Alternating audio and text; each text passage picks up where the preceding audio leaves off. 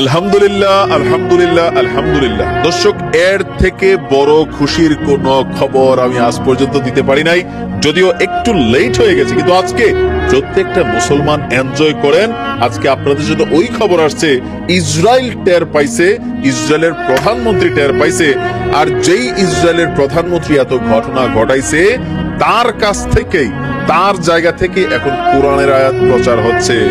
আল্লাহ চাইলে কিনা হয়, তবে এখানে মনুষ্য জাতিরও কৃতিত্ব আছে। ধন্যবাদ জানাই। ভিডিওটা সর্বোচ্চ পরিমাণ করে শেয়ার করে দেখিয়ে দিন। মুসলমানরা শুধু আজকাল গাছের পাতায় আল্লাহর নাম আর গরুর মাংসে আল্লাহর নাম খোঁজে না, চাইলে ইসরায়েলের মতন তথ্য প্রযুক্তির একটা দেশকেও ঠকে দিতে পারে। খাইয়া ফেলা হয়েছে নেতানিয়াহুর ফেসবুক পেজ। যথেষ্ট তোলপাড় চলছে, যদিও আমি যখন নিউজটা করছি ততক্ষণে ফেসবুক পেজটা আবার সম্ভবত রিকন্ট্রোল হয়ে গেছে। দর্শক, গত কয়েকদিন যাবৎ আপনার ইসরায়েলের উপরে অস্ত্র গোলাবারুদের হামলা বন্ধ থাকলেও সারা পৃথিবী থেকে হ্যাকাররা একজোট হয়ে গেছে। মুসলিম সেই ছেলেগুলো একজোট হয়েছে যারা হ্যাকিং এর অরিজিনাল একটা ভালো কাজ লাগাইছে। বাংলাদেশেও অনেক হ্যাকার আছেন ভাই, ফেসবুক পেজে যে উল্টাপাল্টা কপিরাইট নামাইরা ওই ইসরায়েলিদেরকে ধরেন, মাশাআল্লাহ, দোয়া হবে, কাজে দিবে। হ্যাকাররা এবার ইয়াহুদিবাদী যুদ্ধবাজ প্রধানমন্ত্রী নেতানিয়াহুর ফেসবুক পেজ হ্যাক করেছে। ইসরায়েলি মিডিয়া বলছে, খবর হচ্ছে মিডল ইস্ট মনিটরের, ইসরায়েলি মিডিয়া বলছে যে নেতানিয়াহুর ফেসবুক পেজ হ্যাক করে সেখানে প্রচুর কোরআনের আয়াত দিয়ে ভরে ফেলা হয়েছে। আলহামদুলিল্লাহ।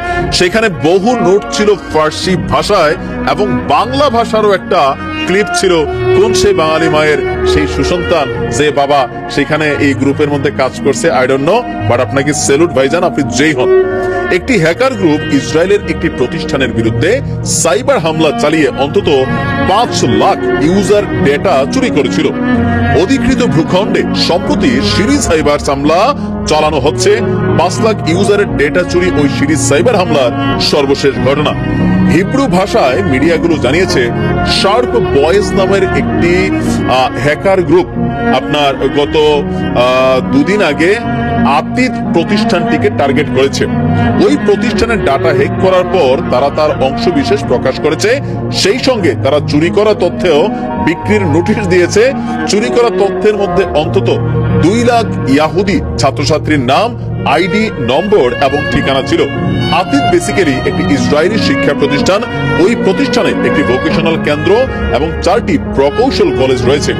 এইসব প্রতিষ্ঠান অধিকৃত আল কুদসে গড়ে তোলা হয়েছে। 1990 সালে এই প্রতিষ্ঠানটি গড়ে ওঠে।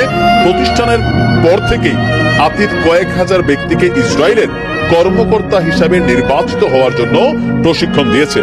হ্যাকার গ্রুপটি আরো দাবি করেছে, তারা দখলদারি ইসরায়েলের সামরিক এবং পুলিশ বাহিনীতে কর্মরত ব্যক্তিদের নথি সহ অনেক কিছুই হাতে পেয়েছে। গত 24 ঘন্টায় ইসরায়েলের বেশ কয়েকটি গুরুত্বপূর্ণ ওয়েবসাইট হ্যাক হয়েছে।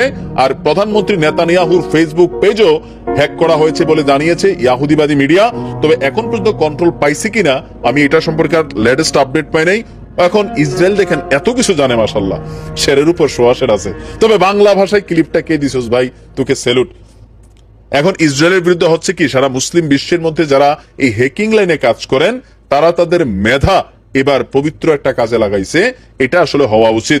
ইসরায়েলের বোঝা উচিত, যুদ্ধের মাঠে হয়তো অস্ত্রের সংকট থাকতে পারে আমাদের ফিলিস্তিনি ভাইদের কাছে, ইরানের মতন দেশ হয়তো ওইভাবে সহযোগিতা যতটুকু করার দরকার করতেছে না, সৌদি করতেছে না, কিন্তু আমাদের হ্যাকাররা অনলাইনে যারা বস তারা কিন্তু দেখাই দিছে যে চাইলে কি করতে পারে। আপনাদেরকে ধন্যবাদ।